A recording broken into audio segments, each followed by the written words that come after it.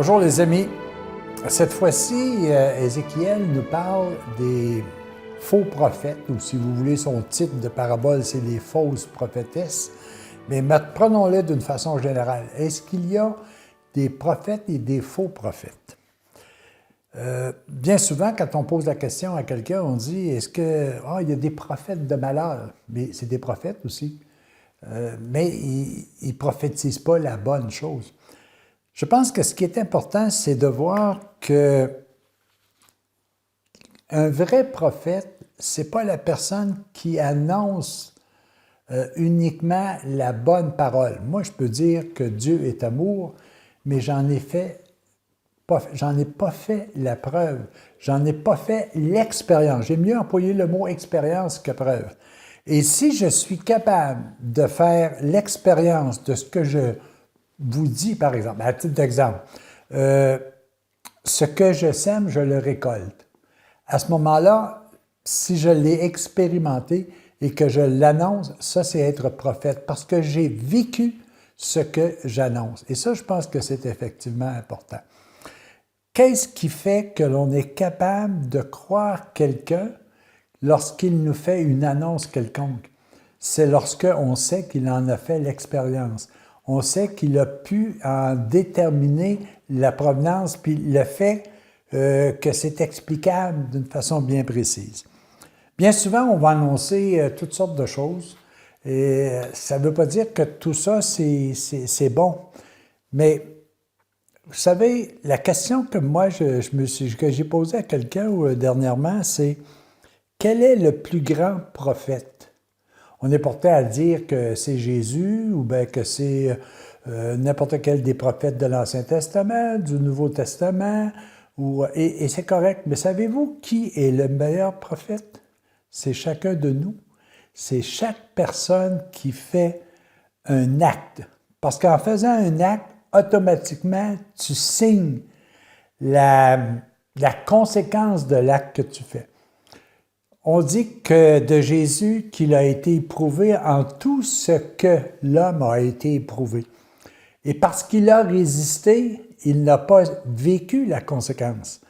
Mais je pense que ce qui est important, c'est ce qu'il a enseigné, c'est qu'il est capable. Quand il était capable de guérir, quand il était capable d'annoncer, par exemple, les béatitudes, quand il disait « Bienheureux les artisans de paix », bienheureux les miséricordieux. Pourquoi? C'est parce qu'ils en avaient fait, lui, l'expérience.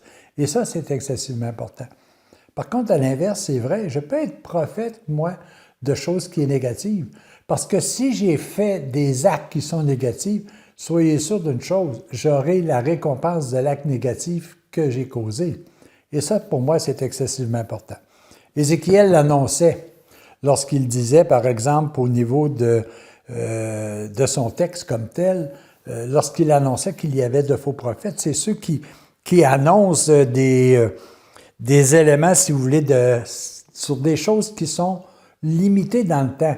Ça peut être le mensonge, ça peut être des flatteries, ça peut être de la sensualité, ça peut être n'importe.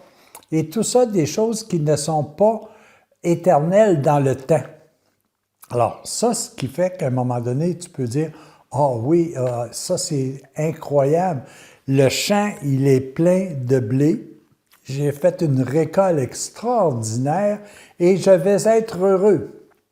Mais la nuit même, ta réserve passe au feu. » Et là, la conséquence, c'est pas du fait que tu aies du blé qui te permet de dire « Je suis prophète », non. Parce qu'à ce moment-là, ce n'était pas à les fins qui sont éternelles. Alors, je pense que ce qui est important, c'est d'être capable toujours de dire que le meilleur des prophètes, c'est celui qui fait l'acte. Parce qu'automatiquement, il se condamne à la réalisation de l'acte. Si c'est bon et si c'est éternel, bravo. Ta prophétie, elle est de toute éternité.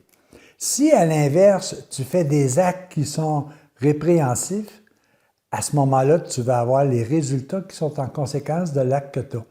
Donc, si je veux savoir vraiment ce qui va se passer dans mon avenir, à titre de prophétie, j'ai tout simplement qu'à regarder ce que je suis en train de faire maintenant. Et ça, c'est important. C'était vrai au temps d'Ézéchiel, c'était vrai au temps de Jésus, c'est vrai au temps d'aujourd'hui. Alors, je veux être un prophète de quoi? C'est moi qui ai à le décider. Et je suis sûr d'une chose, qu'à partir du moment où je fais un acte, je viens de compléter une prophétie qui est en lien, qui est en direct avec ce que je viens de faire, ce que je viens d'agir.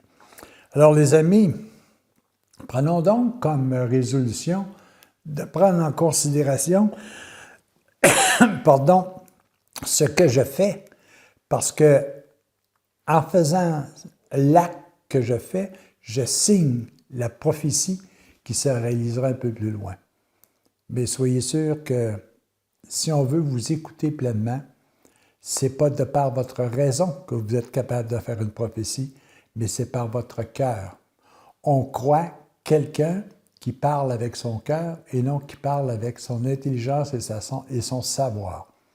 Si vous avez vécu telle situation, si un jour vous avez perdu votre emploi et puis que vous avez réalisé le fait d'apprendre de cette situation-là, soyez sûr que vous êtes capable d'aider ceux et celles qui vous entourent. Alors les amis, prenons pour acquis d'abord que nous sommes toujours prophètes des actes que nous causons. Prenons aussi pour acquis que plus je vais penser beau, bon et juste, plus je vais prophétiser des actes de bonté, de justice et de foi. Nous sommes, en quelque sorte, les prophètes.